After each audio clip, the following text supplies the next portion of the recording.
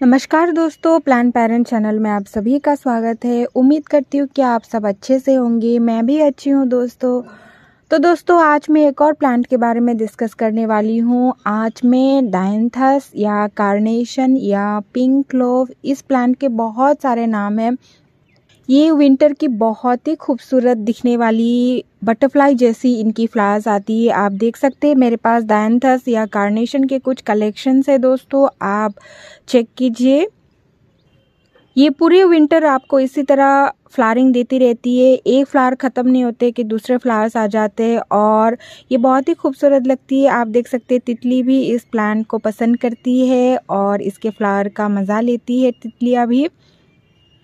Friends, आप देख सकते हैं कि मेरे पास सिंगल पेटल और डबल पेटल्स वाली दोनों वैरायटी के प्लांट्स यहाँ पे है। सिंगल पेटल्स वाली आप देख सकते हैं, इसमें बहुत ही खूबसूरत खूबसूरत कलर्स आती है। बहुत सारे कलर ऑप्शंस में ये प्लांट अवेलेबल है, जैसे कि लाइट पिंक, डार्क पिंक, इस तरह दो कलर्स में, बाउंड्री में वाइट, और इस तरह की डबल पेटल वाली भी है, पिंक कलर की, रेड कलर की, वाइट कलर की, बहुत सारे कलर्स में ये प्लांट अवेलेबल है और ये बहुत ही खूबसूरत लगती है। सारे प्लांट्स को अगर हम एक क्यारी में या फिर एक पॉट में अगर हम सारे प्लांट्स को इस तरह लगा देते, एक साथ लगा देते मिक्स्ड कलर करके, तो ये बहुत ही प्यारी लगती है। आप देख सकते हैं दोस्तों, ये प्लांट की जो लॉन्जेविटी है, जो लाइफ स्पैन है, वो विंटर तक ही है और ये एक एनुअल फ्लावर भी हम कह सकते हैं, क्योंकि इस प्लांट को धूप में बचा के रखना काफ़ी मुश्किल होता है। तो ये प्लांट एक तरह से ये एनुअल प्लांट है और इसकी जो लाइफ स्पैन है वो विंटर तक ही है। पकड़ लो, ये फरवरी मार्च तक ही हमें इस तरह की फ्लावरिंग देती रहेगी। उसके बाद ये प्लांट धीरे धीरे, जैसे समर आएगी, ये प्लांट धीरे धीरे सूखना स्टार्ट होगा और इस तरह से ये प्लांट ख़त्म हो जाएगी।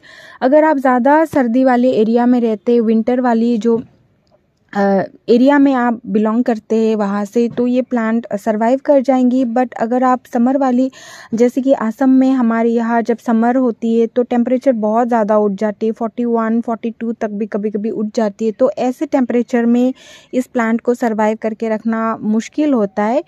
ठंडे एरियाज़ में जहाँ पे टेम्परेचर लगभग विंटर वाली सेम ही रहती हो, वैसे वाली जगह पे ये प्लांट सरवाइव करती है। दोस्तों, इसकी पॉट साइज़ की अगर हम बात करें तो जो कि हमारे यहाँ ये एनुअल प्लांट ही है और इनकी रूट्स जो है वो उतनी डीप नहीं जाती है, तो आप इसे कोई भी शैलो पॉट में लगा लिए तो ये चल जाएगी। जैसे ये आप देख सकते हैं, मैंने छोटी से छोटी कंटेनर में भी इस प्लांट को लगाया है और कुछ बड़े पॉट थे तो मैंने उस पॉट में 3-4 पौधे लगा दिए, 2-3 पौधे लगा दिए। तो इस तरह से इस प्लांट को उतनी ज़्यादा बड़ी पॉट की ज़रूरत नहीं है। दोस्तों, इस प्लांट को बहुत ही मॉइस्चर रिटेन करने वाली एक वेल ड्रेन सॉइल की ज़रूरत है। और इस प्लांट की अगर हम देख रेख की बात करें तो सबसे इम्पॉर्टेंट जो टिप है वो ये है कि इस प्लांट को ओवर वाटरिंग हमें नहीं करनी है।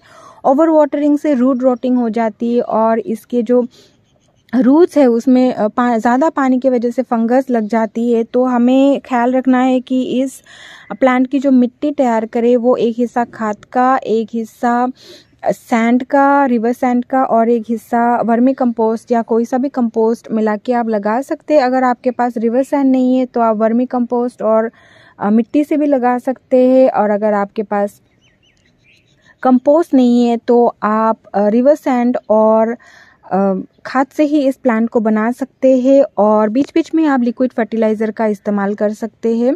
ये प्लांट जो है दोस्तों, ये उतनी फर्टिलाइज़र नहीं मांगती है, उतनी fertiliser heavy feeder fertiliser plant नहीं है, तो इस प्लांट को उतनी फर्टिलाइज़र की ज़रूरत नहीं होती है। आप नॉर्मल से सॉइल में भी लगा देंगे तो ये प्लांट अच्छी तरह चल जाएंगी। बस इसकी जो मिट्टी है वो वेल ड्रेन होनी चाहिए, मॉइस्चर उसमें होल्ड होना चाहिए, उतना ही मॉइस्चर होल्ड होना चाहिए जितना इस प्लांट को ज़रूरत हो इसकी जो ग्रोथ है उसके लिए। ज़्यादा पानी भी रिटेन इस प्लांट को ना करे, ज़्यादा पानी होल्ड ना करे। इसकी जो सॉइल है वो आप देखें, आप चेक करें, और अगर आपको लगे कि इसकी टॉप लेयर सूख गई है तभी आप इसमें पानी दें। दोस्तों प्रोपगेशन की बात करें तो ये प्लांट बहुत इजीली सीड से ग्रो हो जाती है और सैपलिंग्स भी इनकी आती है और ये कटिंग से भी ग्रो हो जाती है। हालांकि अगर कटिंग लगाएंगे और सीड से हम उगाते हैं तो ये बहुत स्लो प्रोसेस हो जाता है। जैसे कि विंटर मान लो विंटर सिर्फ 6 महीने का है या 5 महीने का विंटर हमारे यहाँ पे चलती है, तो इस टाइम में सीड्स डेवलप होते होते टाइम लगती है और जो कटिंग है वो भी डेवलप होने में टाइम लगती है। तो इससे अच्छा है कि आप सैपलिंग ही खरीद लें। नर्सरी में बनी बनाई सैपलिंग मिलती है 10-10 रुपए की, 20-20 रुपए की, बहुत ही चीप है ये प्लांट। तो आप इस तरह सैपलिंग से भी लगा सकते हैं और अगर आपको सीड से लगानी है तो आप ये फ्लावर्स जो खिले हुए इन्हीं से सीड पॉट बनती है और इसी सीड को आप कलेक्ट करके सीड से भी उगा सकते हैं या आप ऑनलाइन भी किसी शॉपिंग साइट से आप ऑनलाइन इसकी सीड्स मंगवा सकते हैं। फर्टिलाइज़र की अगर हम बात करें तो उतनी हैवी फर्टिलाइज़र प्लांट नहीं है जैसे कि मैं बोल चुकी हूँ, बट अगर आप इसकी प्लांट को और बुशी बनाना चाहते हैं तो आप कोई भी जो ऑर्गेनिक वाले कंपोस्ट होते हैं वो आप डालिए। वो आप हर 15 से 20 दिन में आप ऑर्गेनिक वाले कंपोस्ट देते रहे, जैसे कि मस्टर्ड केक की लिक्विड फर्टिलाइज़र, काउडंग की लिक्विड फर्टिलाइज़र या एग शेल की भी आप लिक्विड फर्टिलाइज़र बना सकते हैं। तो इस तरह मैं भी अपने प्लांट्स में ये वाली मस्टर्ड केक की जो लिक्विड फर्टिलाइज़र रेडी करके रखी हुई थी, ये मैं अभी थोड़े थोड़े से डाल देती हूँ। और दोस्तों मस्टर्ड केक की जो लिक्विड फर्टिलाइज़र है वो हमें बहुत ही डाइल्यूट करके लगानी है। जैसे कि अभी मैंने ये एग मक्का वाला लिक्विड फर्टिलाइज़र तैयार किया है, तो इसमें मैंने थोड़ा सा ही 2 पिंच के जैसे मैंने मस्टर्ड केक इसमें डाली है। तो ज़्यादा अगर मस्टर्ड केक की मात्रा ज़्यादा भी हो जाएगी तो भी ये प्लांट के मरने के चांसेस है। तो आप थोड़ा सा ही मिक्स करें मस्टर्ड केक को। और इसकी जो फर्टिलाइज़र बनाने की जो प्रोसेस है वो मैंने अपनी वीडियो में शेयर की हुई है, आप चेक कर सकते हैं। मैं वीडियो की जो लिंक है वो डिस्क्रिप्शन में दे दूंगी। और दोस्तों अगर इसकी प्लेसिंग की हम बात करें तो ये प्लांट बहुत ही सन लविंग एक प्लांट है। तो इस प्लांट को आप विंटर वाली जो धूप है 6 से 7 घंटे की धूप है, आप फुल धूप में इस प्लांट को रख सकते हैं। फुल धूप में ही इस प्लांट में फ्लावरिंग आएगी, वरना इस प्लांट में फ्लावरिंग नहीं आएगी। अगर इन्फेस्टेशन की हम बात करें दोस्तों तो ऐसी वाली तो कोई मसला इसमें नहीं है, कोई प्रॉब्लम नहीं इसमें नहीं है, क्योंकि जो कि ये कुछ ही महीनों का प्लांट है तो उसमें मैंने उतनी अभी तक देखी नहीं है। हालांकि डायंथस को मैं एवरी सीज़न लगाती हूँ विंटर में, तो ऐसी वाली कोई प्रॉब्लम इस प्लांट में नहीं होती है। बट कभी अगर आपको हो जाए, आपको दिख जाए, तो बस इसका सल्यूशन नीम ऑयल का स्प्रे है वो आप कर दीजिए, या फिर किसी भी सोपी जो लिक्विड होती है वो आप स्प्रे कर दीजिए। इससे आपकी प्लांट जो है वो शाइनी रहेगी, इनकी लीव्स हेल्दी रहेंगी। बस आप ध्यान रखिए कि फ्लावर्स में ज़्यादा आप स्प्रे ना करें। बस आप लीव्स पत्तियों में जिस पे ये इन्फेक्टेड हो, इन्फेस्टेशन का प्रॉब्लम जिस पत्ती में हुआ है, जिस ब्रांच में हुआ है उसमें आप डालें, बाकी फ्लावर्स में उतनी आप ना करें।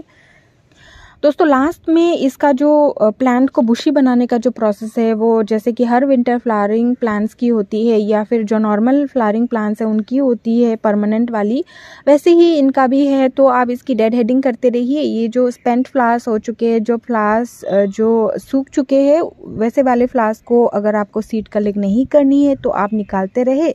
अगर आप निकालते रहेंगे तो प्लांट जो एनर्जी है अपना वो नए प्लांट्स बनाने में, नई ब्रांचेस बनाने में लगा देगी, ना कि सीड्स बनाने में। तो आप इस तरह से इन फ्लावर्स को हटाते रहे, डेड हेडिंग करते रहे, तो ये प्लांट और ज़्यादा बुशी बनेंगे।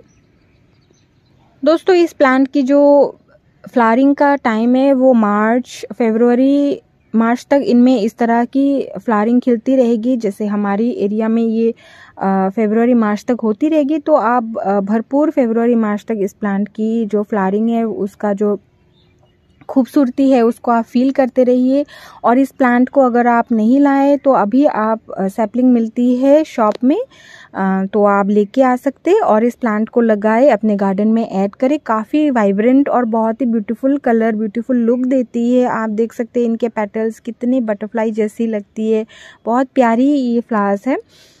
तो दोस्तों उम्मीद करती हूँ आपको आज की मेरी वीडियो अच्छी लगी होगी। अगर अच्छी लगी हो तो please like, share and subscribe my channel. और मेरी वीडियो को लास्ट तक देखने के लिए थैंक यू सो मच। मिलते हैं अगली वीडियो में, तब तक के लिए stay safe and keep gardening. Thank you.